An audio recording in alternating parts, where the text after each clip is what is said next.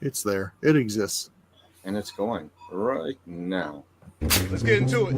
1, 2, 3.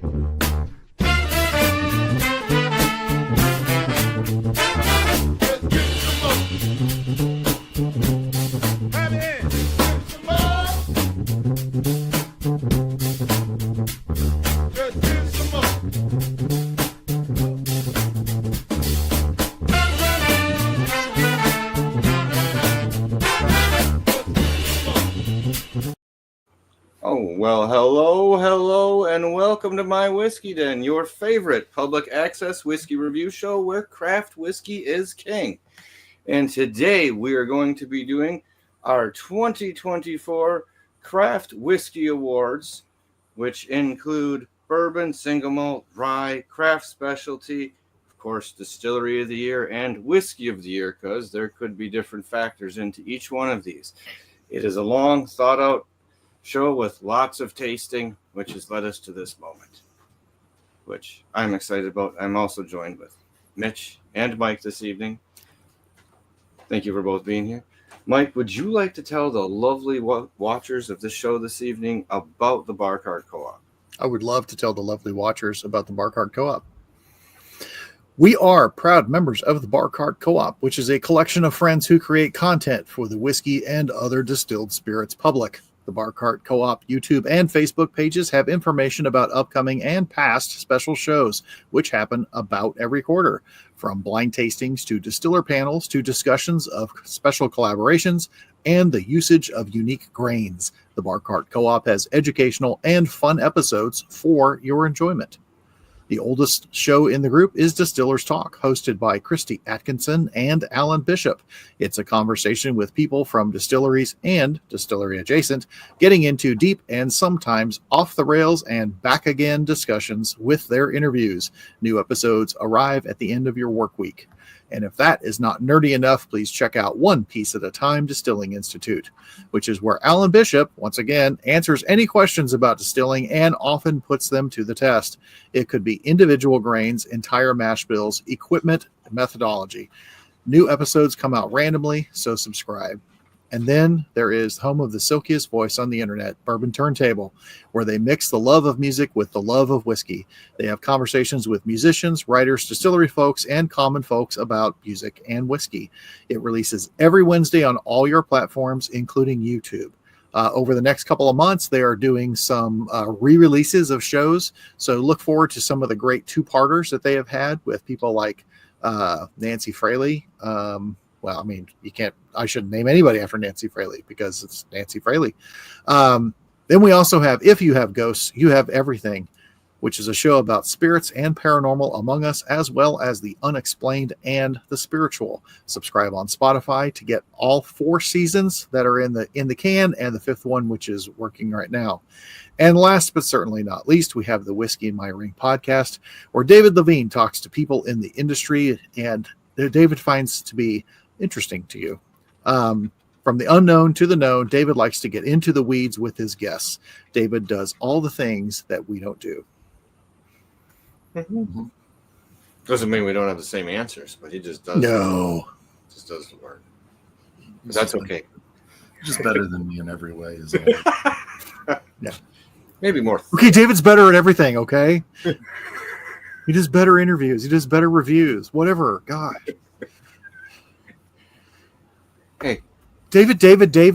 Yeah, that's all you keep focusing on. You gotta get off of that. Speaking of focus, you're out of focus. Me? Oh, you are. Oh, yeah, weird. It's not just you. Oh, I thought. Whatever. Hold on here. I will. You got the glaucoma. You got them Cadillacs in your eyes. What?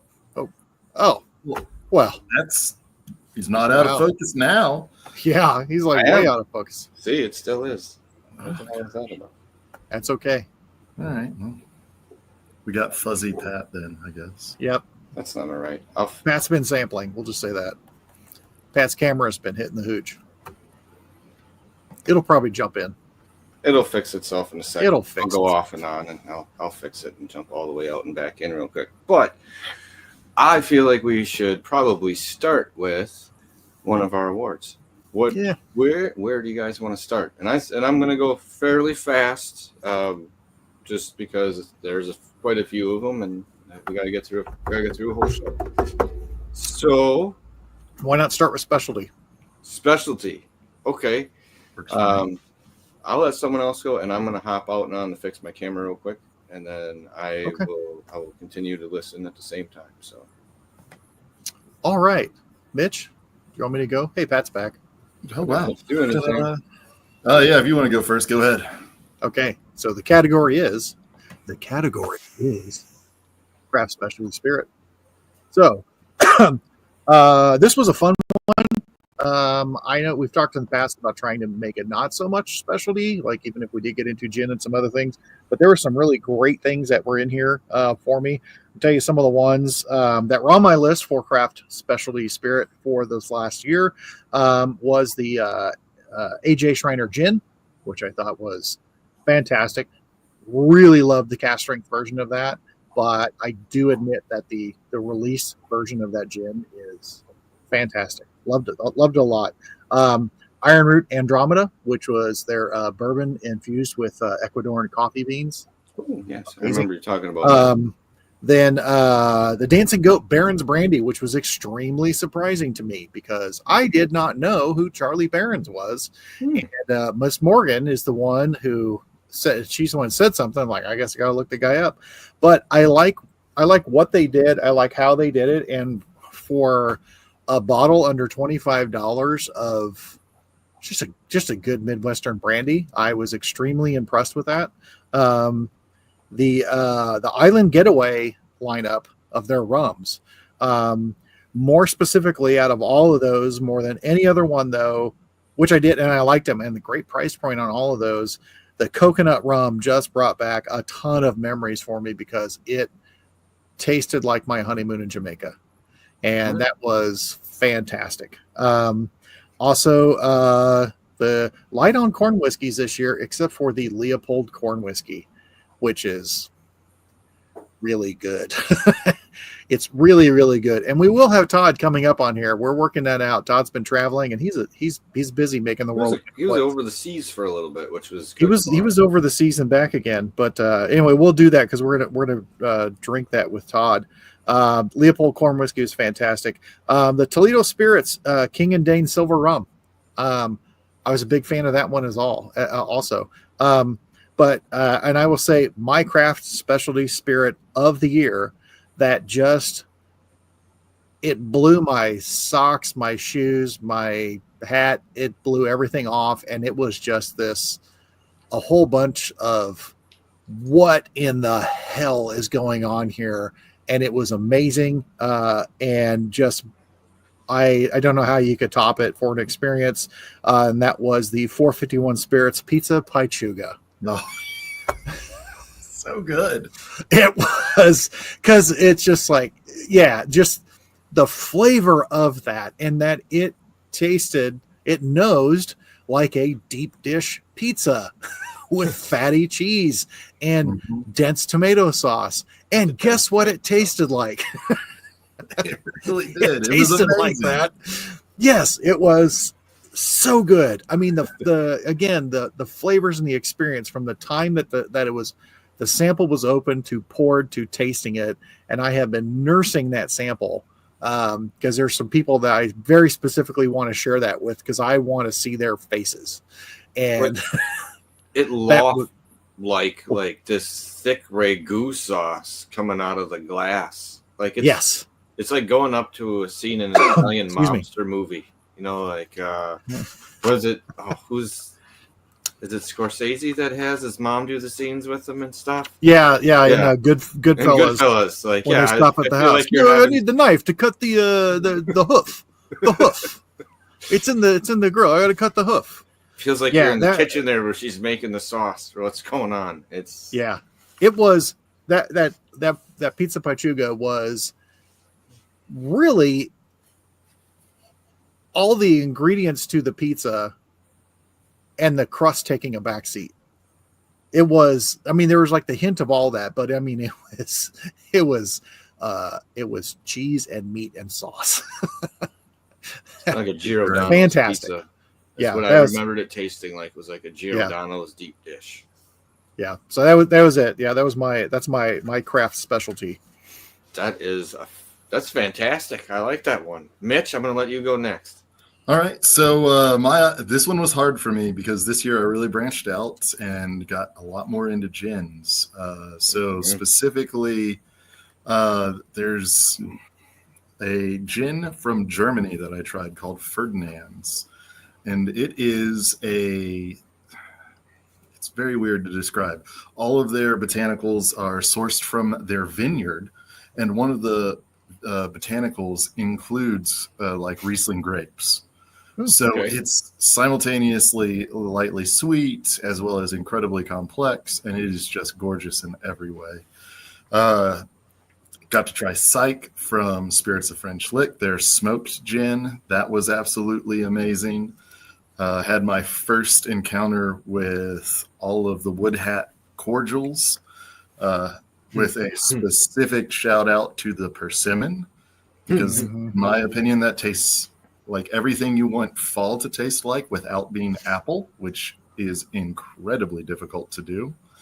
And then for corn whiskey, for me, it was actually a corn whiskey called Lone Wolf. So it is a light whiskey that is finished with French oak staves. So very, very good. But my craft specialty of the year is actually Vickery Voyager Aquavit.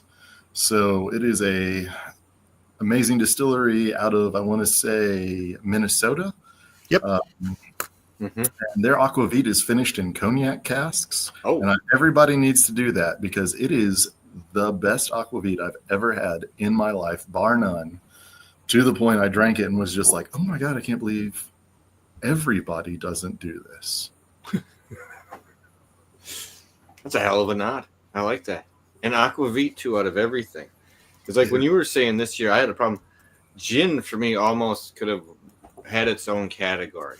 I started bringing this up because AJ Schreiner's gin was in there. I really enjoyed that. Kelly had one of the two releases I like better than that, but there were two of those that were both very high up on my gin list. And Sturgeon Spirits had a gin. Some of theirs kept like a very heavy profile to the actual flavors that they're supposed to be. So I found those interesting just because for me, how much you could use those besides just tasting them and using them as a gin and in a cocktail. It was one of the few spirits that I had that made me think of how would I use this in food. Like there's an easy way to blend this into a lot of ways here.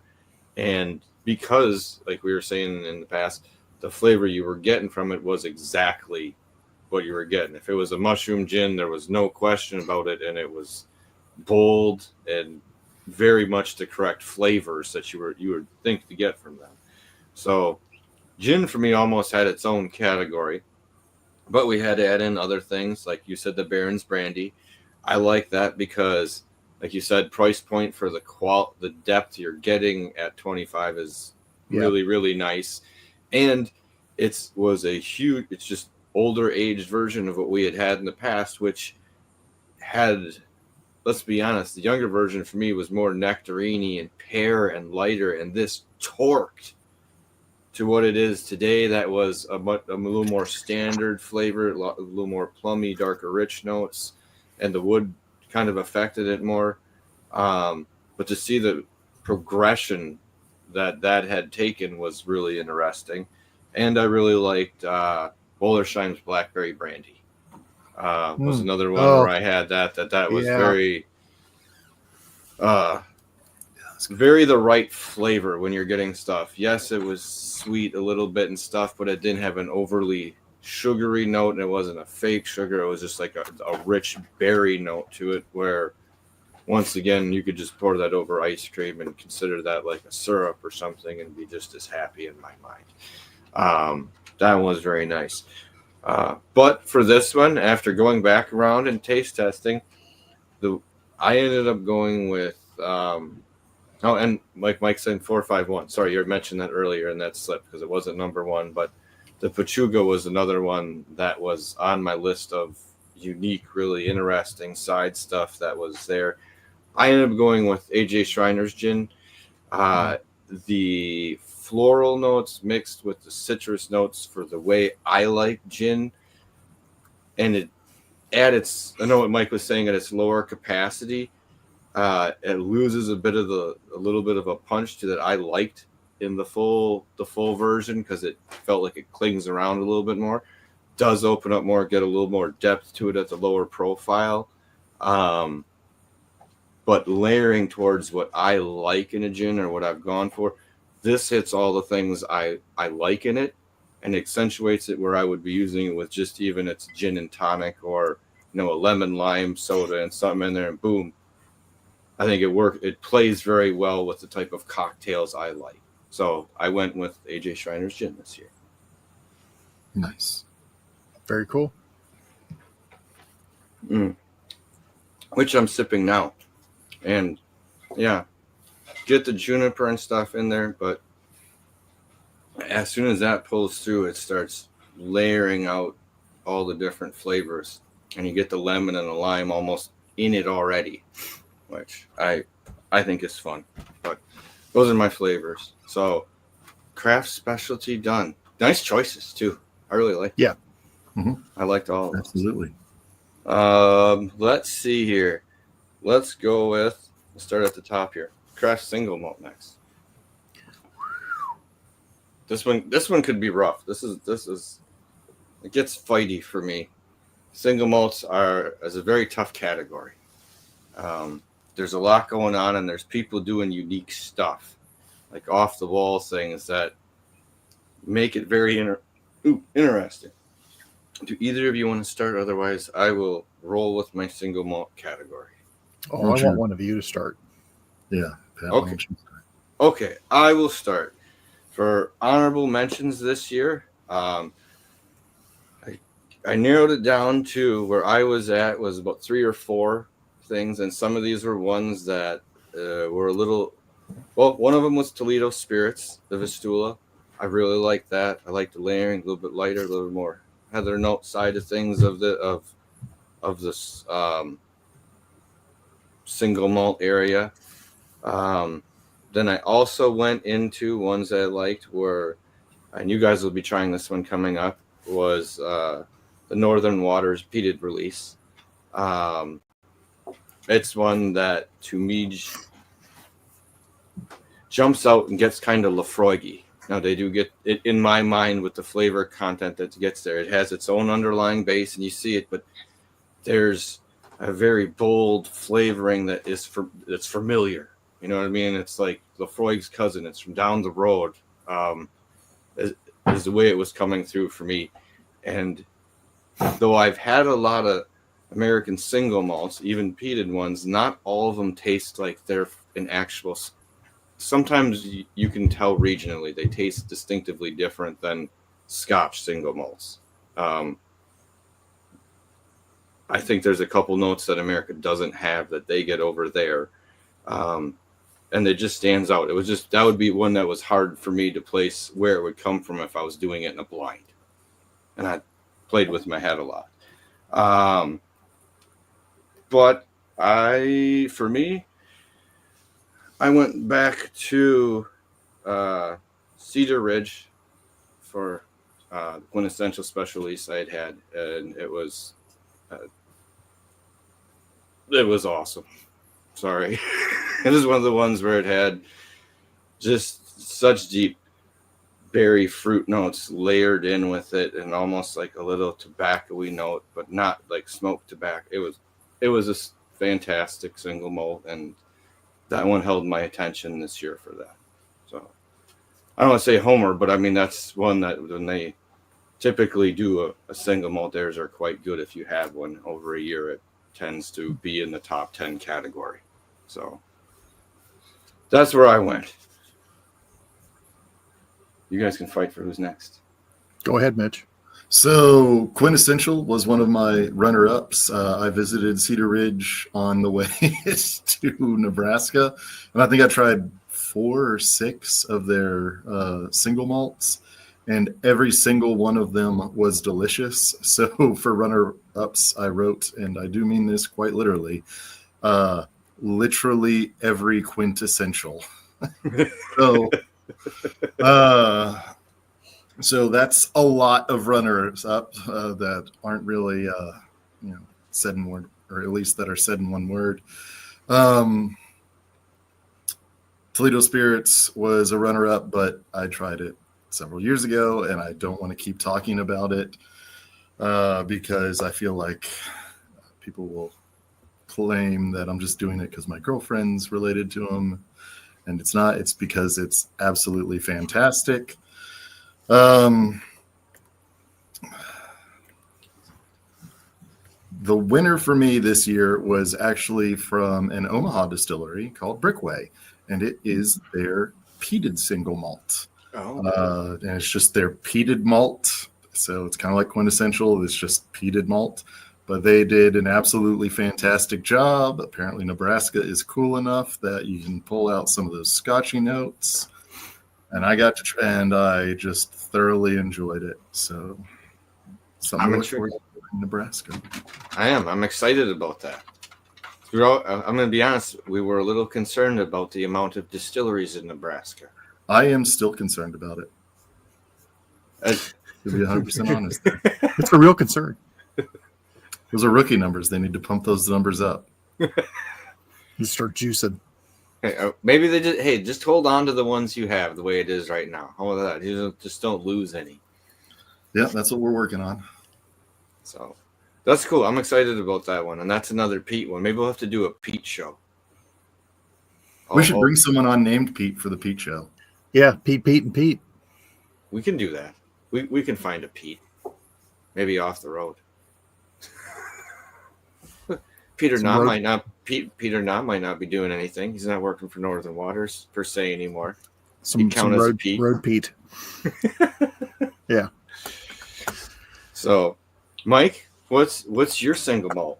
Well, there's a lot of similarities on our list here, and this one was actually a little bit hard for me because one of the problems with the single malt category for me this last year is a lot of the single malts that I had happened to be single barrels, and my rule is I won't let a single barrel win a category, except for I've let it win whiskey. But yeah, just because it's a one-off, it's a thing. But I personally, I could probably do a single barrel category. But along with that, I had a Cedar Ridge single barrel tawny finish. Oh, it was so good. It was so good, and I enjoyed it quite a bit. But I had another release of. And bought my first bottle of, because I've had samples, but if I got my first bottle of quintessential, and it is a really solid single malt. It is a very, very, very good single malt. And I had a hard time. I had a hard time picking this one of the ones, just because I went down to, okay, I really, really enjoy this one. But which one made me? There's one made me go and one made me go and I went with the surprise face, and the one with the surprise face was Vistula.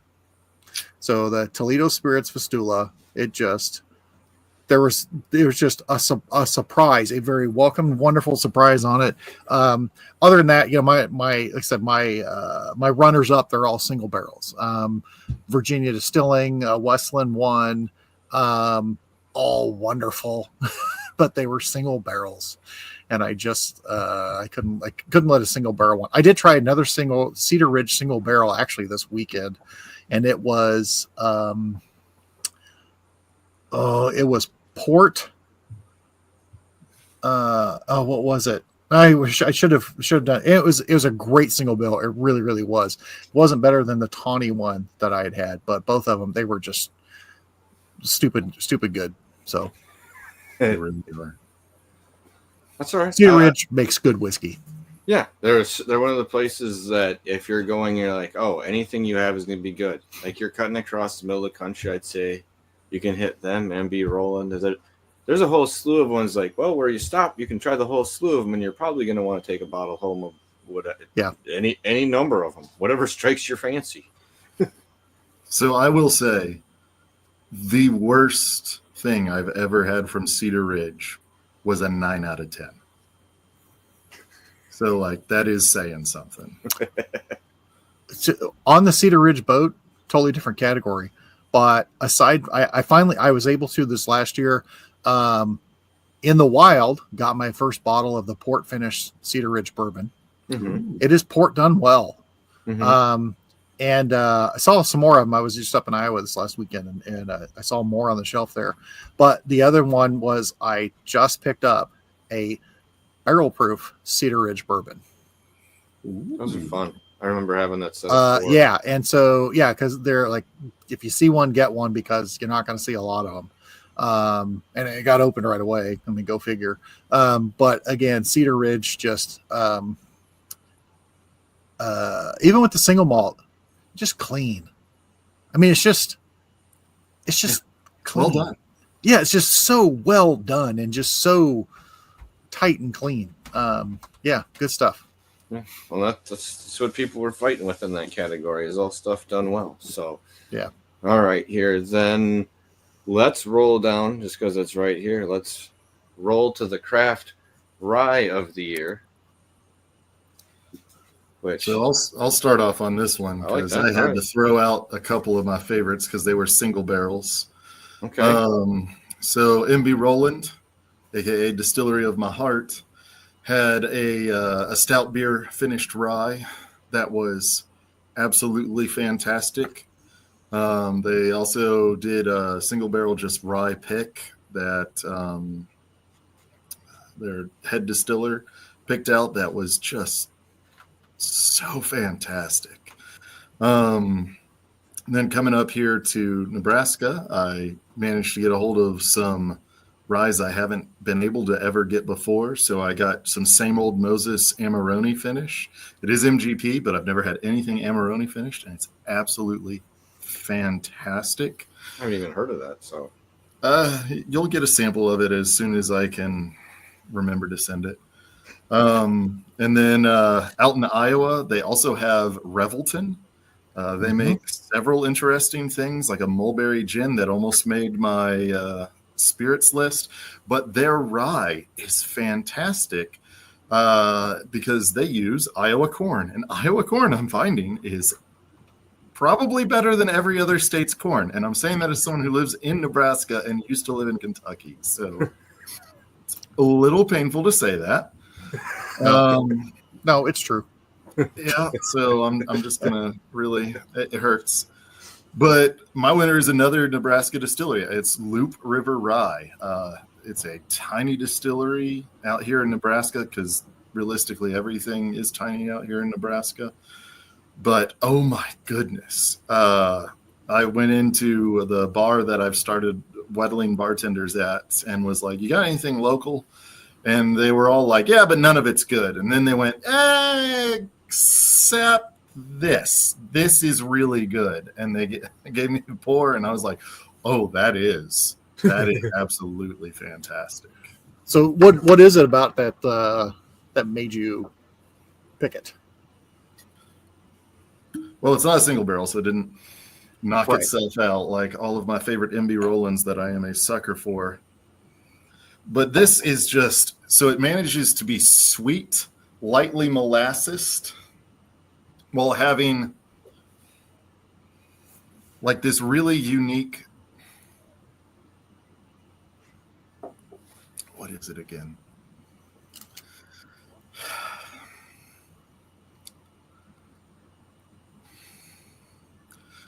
So it's really hard to say. It's a molasses that goes into dill that goes into some other really fun, like green notes that comes back to molasses. And molasses is one of, if not my favorite notes in a rye. And it's a small farm that's doing it. Like it's basically a family venture. So I like the way they're doing it. They grow their own grain, like everything about it. I just thoroughly like. Like I wish more people did it this way. Okay. Nice. I wasn't expecting that. I'm liking that you're finding these little places of nowhere. It's great. Yeah, working on it. So, let's see. For my rye is of the year, well, I was gonna say one of them was actually a Jack Daniel's single barrel that I had. That was a rye that was very tasty, and as much as I do like to bang on craft, it's fantastic. It was a great rye. Mm-hmm. It's just the way it is, and kudos to who makes the list because they made the damn list. That's just the way it is. Then I don't know. There was a little fighting amongst a couple people, but the one that ended up taking my rye of the year was one that had a different finish to it than what I was expecting, and that is what threw me for a loop on the rye. It was J. Henry's Reserva Cervena, the one that they finish in a Spanish vino.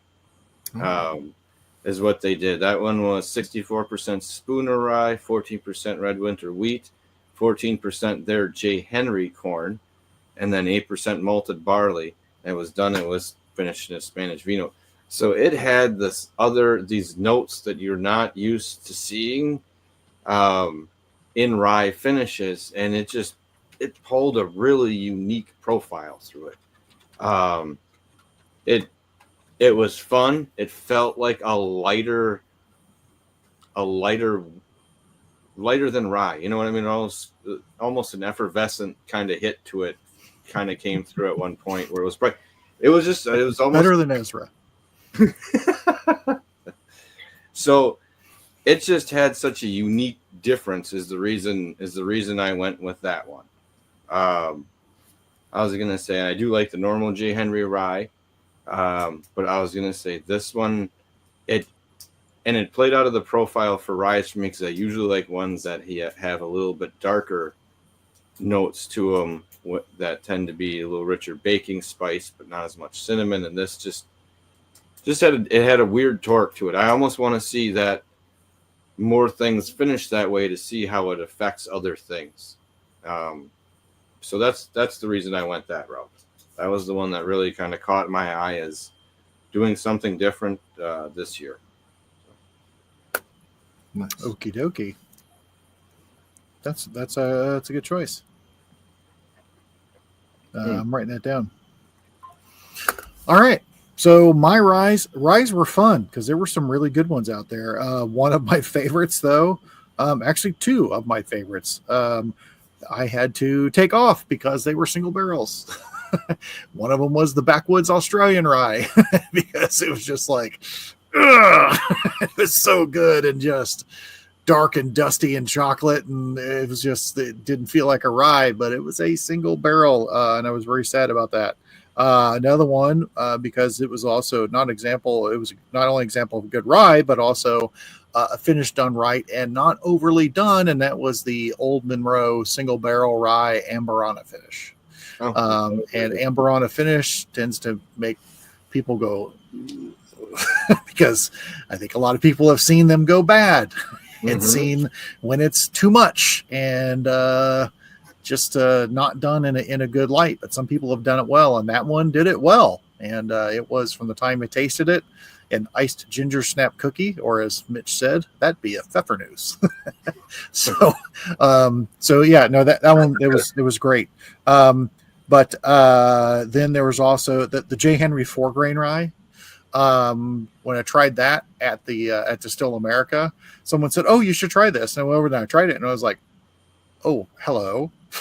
And then went back again and tried it after freshening up at our good friends Natural Spirits, and then went back with the fresh face. And again, a very good rye. J. Henry makes fantastic whiskey, but the rye that made me raise my eyebrows was the AJ Schreiner's rye.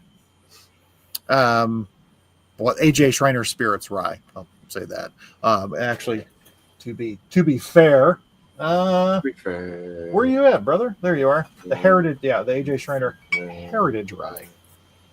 So, yeah, it was just a fantastic story, fantastic true story with documentation on whiskey history, very well executed. And as I've also heard our friend Ken Schreiner say, he preferred batch one, but the other people involved, including his wife, have said, "Oh, batch two is way better." So now I'm like, well, I guess I'm buying batch two. So, but yeah, that was the rye that made me raise my eyebrows. I can totally see that. That was one that was up there for me as well too. But the gin for me just was exceptional. So. It's a good gin. All right, here. No, I think we should do craft bourbon of the year should be the next one. Bourbon? Bourbon. Well, bourbon. And that was, what did I have? Trying to make it so I can go back and break up the scenes for people watching a little bit easier. Jump right to what you want to see. This one was difficult for me. There were a lot of fun things in this after I sat down and thought about it and went back and reworked it a bit. Now, some things being a bourbon, some things could be a wheated bourbon and other things. So, it's a pretty wide category in reality. True. All right, well, I'll just go here. One of the ones that was a runner-up for me in this year's one, and it counts as, it's a corn whiskey, but counts as a bourbon, was Ledge Rocks, had a corn whiskey, all corn, but it was... that was damn good whiskey. Really good. It was really, really good. It was one of the surprise things that I had that day that I had later on, and I remembered. That's a good way to put it. It left a mark on me that I remembered. I'm like, it was damn tasty. Still wheated also. Huh? Yes. The wheat whiskey from Ledge Rock. Need to get Mr. Ledge Rock to contact us back. Yes. Still Austin is another one that I had that was a very, very nice piece, the Bottled and Bond. They're another one that has consistently had the quality of what they're releasing go up with age, and it's sometimes you'll see a flattening out, but each year they seem to keep getting a little bit better with what's going. Age is helping them out. Plus blending practices and everyone working on that. It's a neat distillery that's really going in the right direction, and they picked up our friend Josh from Ranger Creek, so smart on their move. Yeah. And let's see here. Now I had a question because this might have been an extra. Buzzard's Roost, the Founder's Wheat. Where would that qualify? It's a single barrel. It's a single barrel. That's why it's on the side, because that was one out of the Buzzard Roost that I went back to, came back to, and I was like, oh, this is unique and fun. Damn, is it? So that one sits on the outside of where it is too, because it's a single barrel, but that one was really nice. So the one I did end up going with here was Leopold Brothers did their 8-year bourbon that they finished in a rye, which wasn't just be out in the market for everything, so I considered that to be of a standard release. What can I say? I love what fucking the 3-chamber still does and what it leaves behind to everything afterwards. The oiliness and the different flavors and richness, it's just a great ride. So that one took bourbon of the year for me. And I'll pass the torch now. Go ahead, Mitch. So Leopold 8 was an honorable mention for me. I got it, and it was fantastic. It really did carry a lot of those flavors from the 3-chamber still over, and I thought that was absolutely delicious. what probably would have won mine, it was a single barrel. It was a Lonely Oak sherry finished bourbon. Lonely Oak out of Iowa. Again, everything they make is amazing. I am a sucker for sherry. It was absolutely fantastic.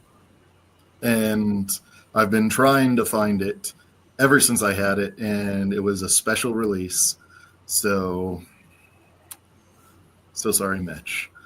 But to help with that, I found a Traverse City whiskey Cab Franc finish bourbon that was absolutely fantastic. Loved that, and it had wide distribution because it is Traverse City. But my winner for bourbon is actually Queen's Reserve from Woodhat, which is their bourbon finished in a honey barrel. And I know it's not a single barrel because they showed me 4 honey barrels while I was there. So barely sneaking it in. Hey, well, I mean, for a craft more than distillery, one. that's enough to almost carry the release through the year. You know what I mean? It's annual release, but we have it all year round. So. Well, and it comes out in 375s, so you know they make it work. It is absolutely fantastic though, because you know the corn that Gary uses has so much umami, and then it's balanced against honey sweetness and the Chicopin oak that he uses. It is an absolutely fantastic bourbon. Gary knows his corn. Gary knows everything, man. Yeah, he's one of those people you're gonna hook up to a computer at some point and suck knowledge out of. He's one of them. Yeah. What do you mean, like, just let it go for a while? Put Gary in the Matrix. I'm okay with that. Ready Player One, but for whiskey. Oh Lord. And he's the guy.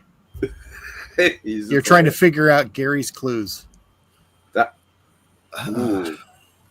Zach could be he could be good at that game too. And it's just, again, there's lots of people with lots of knowledge that we know, but he's got the eccentricities that it would be like he would say something and you're just like, what the hell was that? How can we figure this out? And somehow it would involve cornbread and barbecue. Yes, and wood. And wood. Yeah. Oh yeah. Yeah. So all right. Very cool. Okay, craft bourbon for me, actually, it was tough.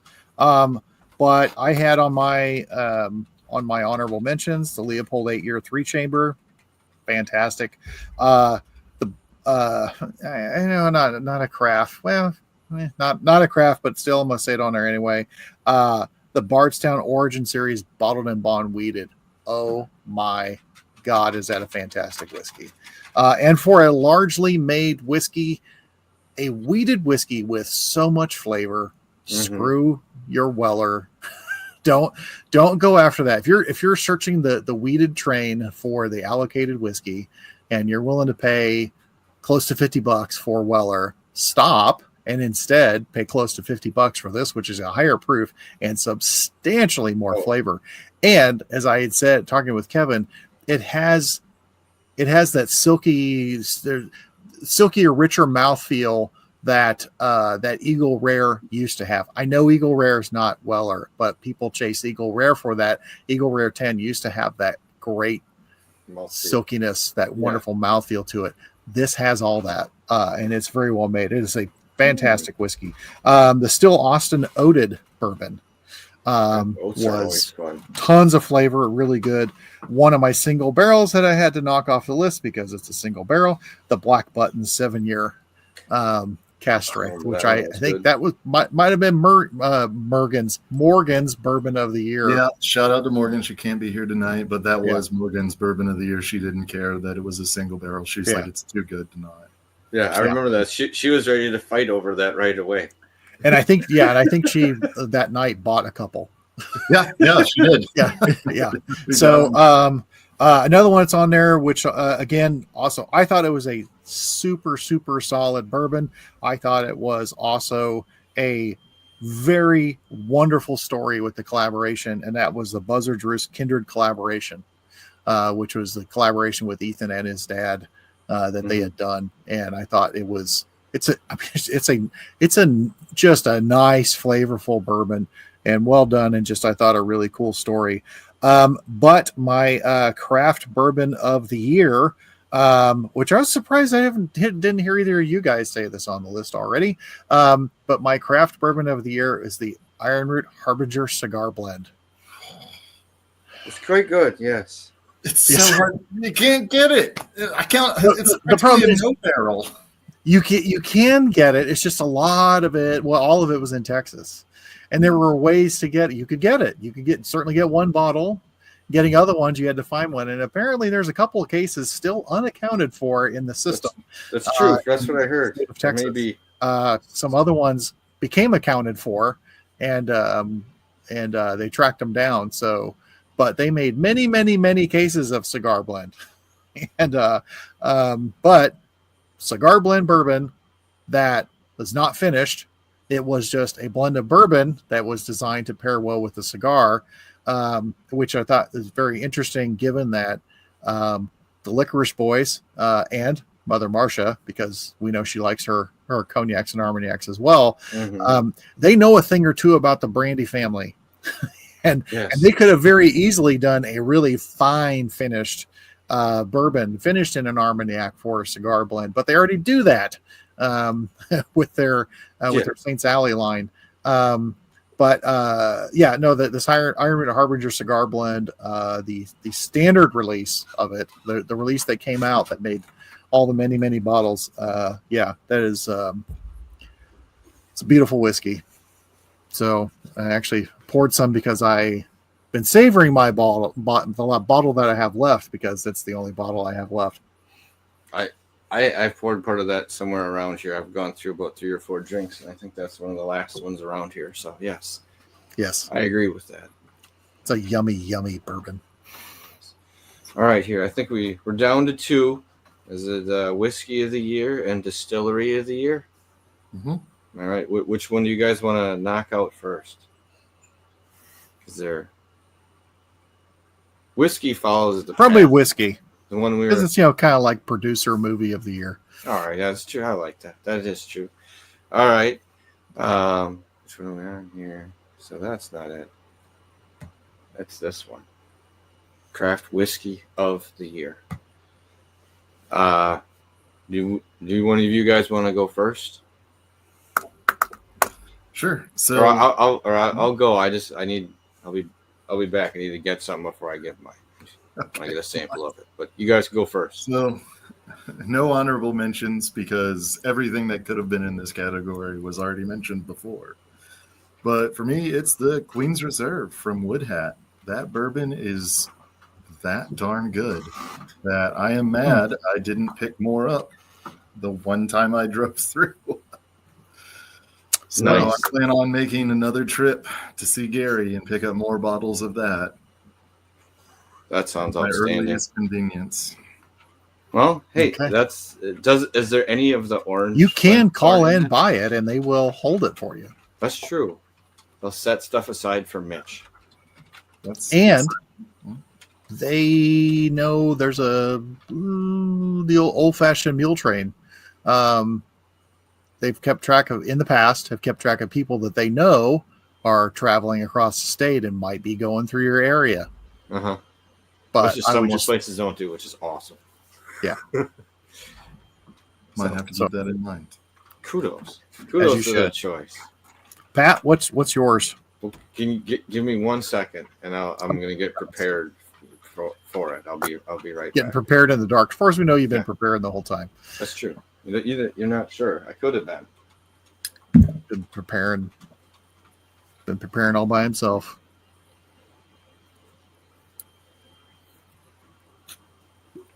Da, da, da, da, da, da, da, da, da, da, da, da, da, da. It's not fair to win or let the gingers win without having a ginger on screen. You were talking about cigar blend, and that is the one that took home my whiskey of the year this year. The depth and what to me like a bourbon whiskey is supposed to be pulls out all of the flavors from it. and you get darker, like richer date notes and a little bit of prune note to it too. But you get the leather. It just fills all the boxes, and the depthness and richness of it is where I focused on it. I had it several times, and each time it was, damn, that's impressive. If someone wants something, that's what I'm going to give them to try. So that's why I hadn't mentioned it before, Mike, because it ended up being my whiskey of the year, not just my bourbon of the year. I mean, you can win multiple categories. They do, but the gingers do spit out like little webs of influence. You know, I mean, ginger webs. If I was ever going to get hair back, you know, I would make it for sure to be red. You would want to make sure, yes. Mm-hmm. What's your answer, Mike? What's your whiskey of the year?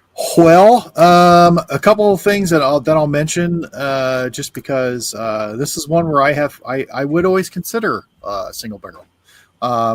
Couple of things that the backwoods rye that rose up to it just because it was just like very neat, new area, new everything to me. So dusty too. Oh my God. Then another one, which is a single barrel that came up, and that was the Lillian Sinclair single barrel pick, which was the last barrel that was done from start to finish, including blending and bottling by our old friend Alan Bishop at his old job. And this is also a flipped mash bill of Lee Sinclair, and also the yeast was captured from an old lautering cave in St. Louis years ago.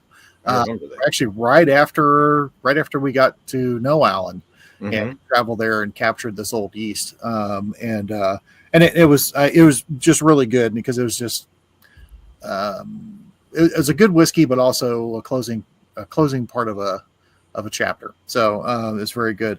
Now my craft whiskey of the year, and I'm gonna throw a tiny asterisk on this. And there's a very good reason why, and I believe that you'll play along with the viewers at home. My craft whiskey of the year is it is Iron Root, and it is cigar blend. However, for consideration, which I have my asterisk, is to also consider in that the 10th anniversary. Because here's why. That's the one I wanted to try. This is Boulder. Well, you will Boulder higher proof of the Iron Root cigar blend. Unfortunately for this one, where you could get cigar blend. You could get this the Iron Root Icar one time on one day, but it is cigar blend turned up, or as when we're trying to figure this out, talking with Kevin, because it's like, okay, what is this one? Because there's similar DNA. What is one? What is the other? And thinking along the lines for Bourbon Turntable is like the Harbinger cigar blend. That is Jack White's side project, the Raconteurs, versus the Icor is Jack White's side project, the Dead Weather. Because it is the Raconteurs is nice, smart, it's clever, it's very layered and everything else, and the Dead Weather is just crank it up, and because it's also hazmat, that's the other thing, and so so that's my tiny little asterisk that I would like to have add in consideration the cigar blend, the second release of the cigar blend, which happened to only be the 10th anniversary, but overall, yes, the Iron Root Harbinger cigar blend is my craft whiskey of the year. Outstanding. I can totally see that. And we got one last thing on the list for this evening. It is the craft distillery of the year. Get that wig off for a second. There we go. Bring that back. So who wants to go first here? What was the most interesting distillery of the year for you guys? Mike, you want to start this one off? Or I can go. Go ahead, Pat. You start, because I'm writing something down. What's that? All right. Well, let's go with ones that I found interesting this year that fall into this list. They weren't ones I'd had before. I had a lot of Toledo spirits this year as well, where it was a little more controlled. And that I put up there as in a distillery that I more found out about that had a lot of different things that they were doing well. Not just the single malt, the rums there are very exciting in their own right, in my mind. That I'd like to play. That's where I'd like to play when I go there. Besides these other things, that they have a really neat rum line. Then another one you had mentioned earlier, Mike, was 451. Very mad scientisty, punk, steampunk kind of feel to the place. Where when I said mad scientist, kind of like the other half of what a lot of people will be a little more reserved and into the process in a certain style. This is more an excited, eccentric look at it, where you're like pumped up and looking at it a different way, but still creating really neat products that were good. Yes. Like you said that pizza patchouli, that one's one that is a very uniquely, very distinct flavor profile that is bold and hits. And then some of his other gins hit along the line that are good, but they're not always what you're expecting. But a very neat job. So that was another one of the ones that was on the list for this year for Distillery of the Year. The other one I mentioned earlier that they didn't really have bourbon, per se, was Sturgeon Spirits. A lot of it was gins or liqueur or something like that. But what they did have, like I was saying, the flavor profile they wanted to get across, they got across in spades. And it was one of the ones where, yes, I can see what they're using. If I was a cocktail person, it would be a tremendous way to look at stuff, because they had different flavors you don't normally see. Like rhubarb was one that I'm not usually a fan of, but they did that well. So different unique things to use in different ways. And I really like I said, that was the one that made me think of food when I started having them. It's not often I have whiskey or a gin or liqueur and I start, these are so packed with the flavor and not overly sugary and stuff. How do you work this in to other aspects and I just thought that was a really unique play on it. So besides the standard ones where we have some perennials that come back that we've mentioned that do stuff great all the time, these were the three that kind of stood out to me this year. And to me, Toledo Spirits, they were, I want to say, is a little more finished off than the other two. And they have a little bit bigger selection, a lineup of it, and would be a little more marketable towards a bigger audience. But the range they had with the rums and the single malt and other things they had, it was all really great. So, and that was a very close one for me, because all three of those had some really punchy, unique things going on that made you want to go, I want to come back to the place. I want to see what's going on in a year or two. Where does this progress? What stuff are you doing now? It makes you want to check back in on the distillery. And all three of these make me want to check back in on what's going on with them. So I'm going to bow out now and let you guys talk. Mitch, do you want to go? Sure. Okay. So my honorable mentions are MB Roland, because once again, favorite distillery of all time.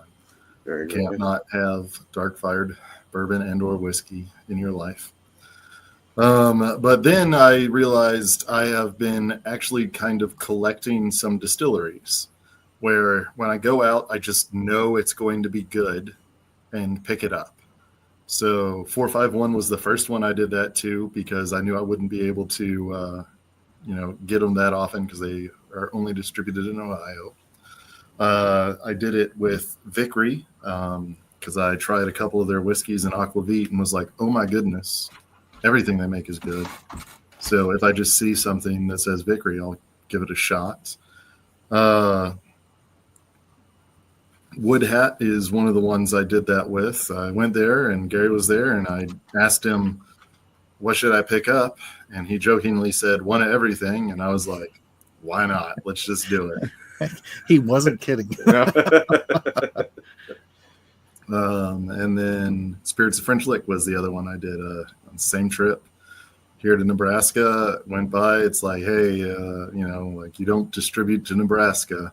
You're never going to distribute to Nebraska more than likely, right?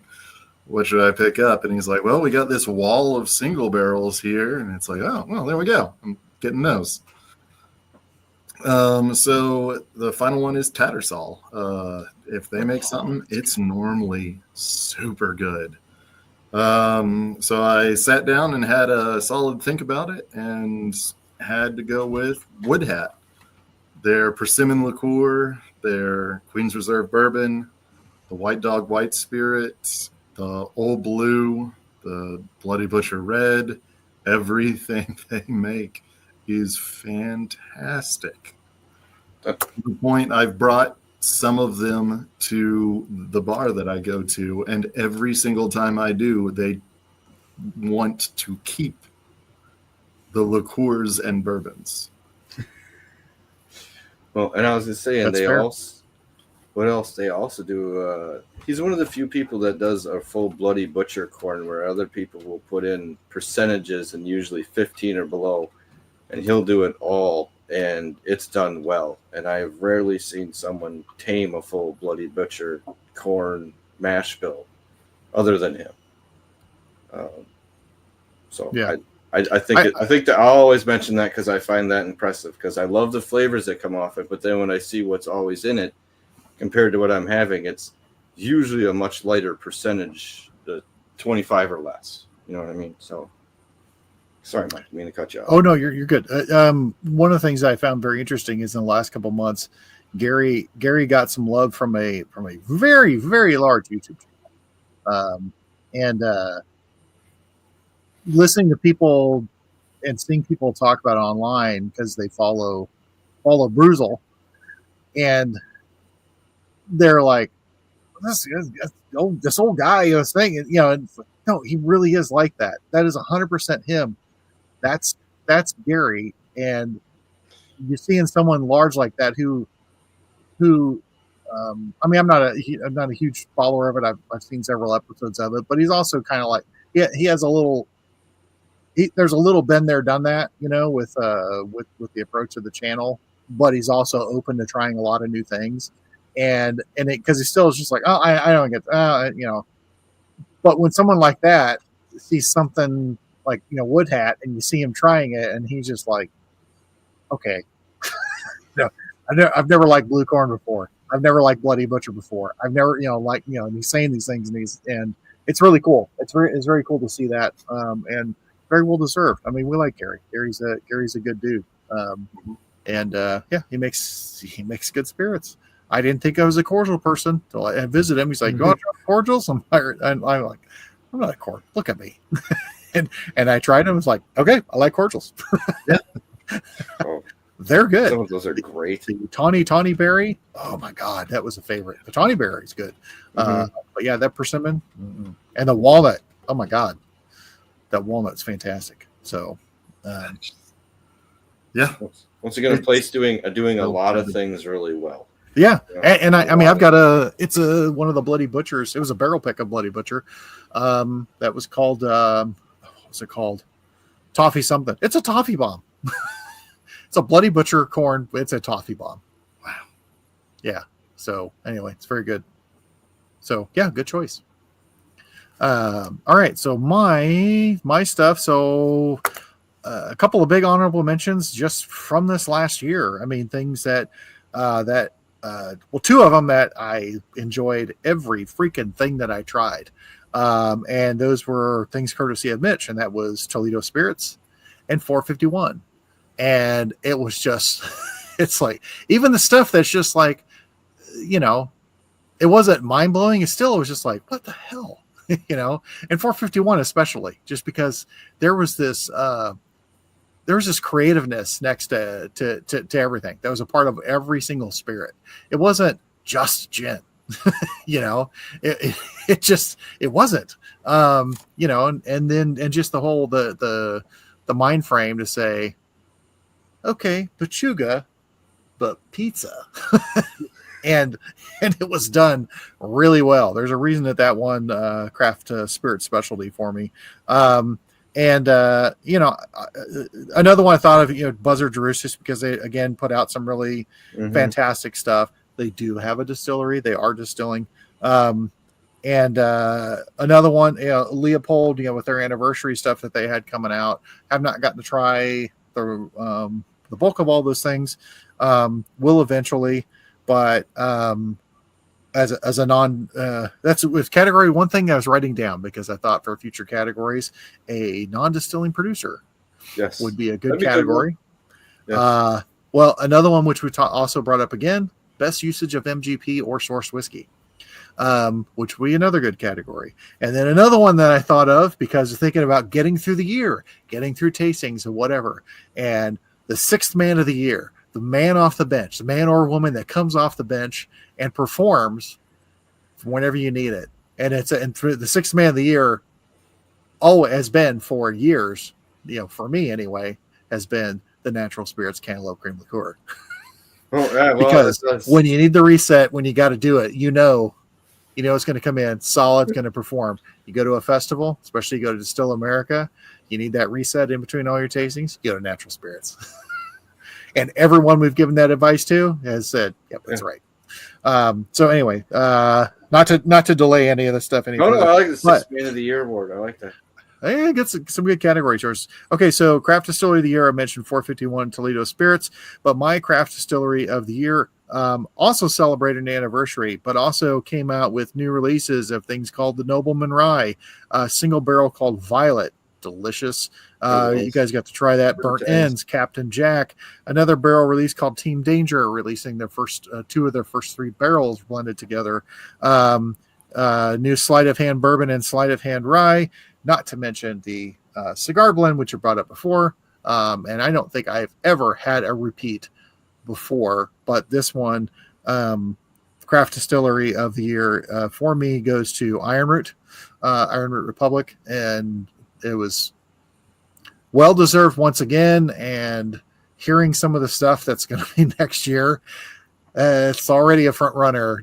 Knowing they said at the anniversary they're going to be releasing some weird stuff. We've been waiting for some weird stuff too. Like we've known there's weird stuff. Well, they mentioned at the anniversary Single Malt. They mentioned Weeded. And I remember. Yeah, and there's just a lot of stuff that people like Robert. It's got to go out. It's got to go out. But yeah, just all that stuff that was released. But yeah, it was really hard to ignore given what came out for the Bourbon of the Year for me. But then also the other releases and stuff, and a well-deserved 10th anniversary celebration to them. Very true. All right, nice. Congratulations to all the winners and all the honorable mentions, because we don't like and do 2, 3, 4, and breaking people away from to the one spot can just be fractions of a percentage. I mean, we could be a show that just hands out double golds to everybody, but no, we're not going to do that.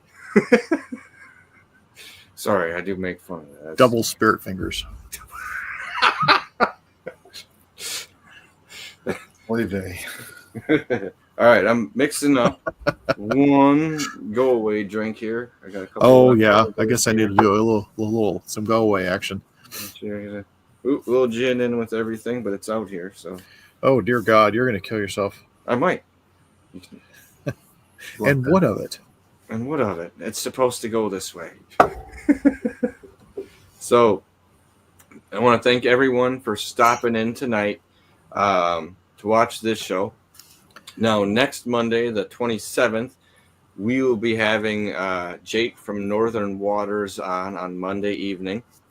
We'll be talking with him about the peated release that he did and the Red Fox, which is a cherry and almond flavored whiskey at 30%, so about a flavored one. And they were going for something that you could drink almost year round or use it in different cocktails almost all the time. And I thought it was interesting to throw almond in there. It wasn't the usual nut that a lot of people will extra accentuate with. So I'm intrigued about that one. I already know how I feel about the peated one. That was on my list for Single Malts of the Year just because it was such a unique, fun ride coming from an American distillery with that flavor. So make sure you stop out then and check for that next Monday. Until then, I was going to do one other thing for all the people that stayed this late. This recently, we had... Turn your camera on. Turn my camera on. Forgot that for a little bit. It was fuzzy. So, I had to fix it. Earlier this week, when we were originally going to record, Bob Euchre had passed away. And as for me, a Wisconsinite, he was a big part of my childhood and almost what you were kind of expected to be as a Wisconsinite. Someone who was kind of outgoing, kind of self-deprecating humor. He reminded of you or your dad's friend or uncle or somebody all the time. And the thing I thought about it when he passed away is that to me, it was an end of a certain type of generational sports reporter that you are, or announcer that you're not going to see that style happen again. And to that, I just wanted to tip my hat for a second and cheers out to Bob Euchre. So thanks everyone for being here. Remember, it's not the size of the den that matters, but the love of whiskey. Cheers, everyone. Cheers. It's been a great run, but number one has always been baseball for me. No matter what else I ever did, baseball was the only way I wanted to go. I thank you very much for your attention today. Thank you for having me, and congratulations to everybody here. Thank you very much, everybody. Thank you.